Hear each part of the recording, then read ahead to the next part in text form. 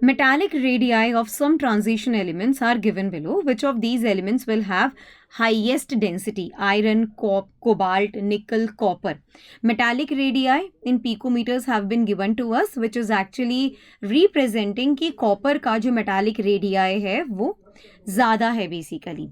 So let me tell you one particular thing. हमें यहाँ पर बताना है which of the elements will have highest density. So density is equals to mass by volume. This is absolutely you better know.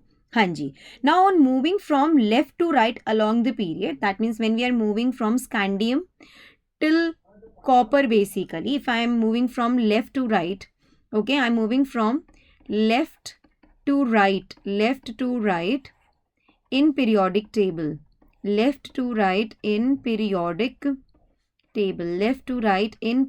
table basically. So on moving left to right along the period, metallic radius decreases. Metallic radii जो होता है, metallic radius decreases while mass increases. Basically. Now decrease in metallic radius coupled with increase in atomic mass results in increase in the density of a metal.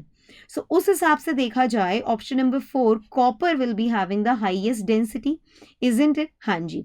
Now let me also tell you one thing कि जो transition elements होते हैं they are much denser then S block elements, and they show gradual increase in the density from scandium to copper. ठीक है. So transition elements जो हैं they actually shows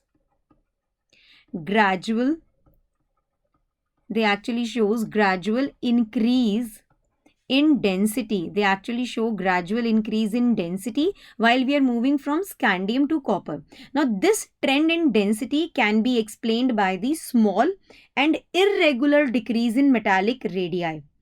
I repeat myself again, ये जो trend है density का, it can be explained by the small and irregular decrease in metallic radii coupled with relative increase in the atomic mass. So the highest density when we are talking about the transition element over here for this question is copper. Option number 4 is the right answer to the question.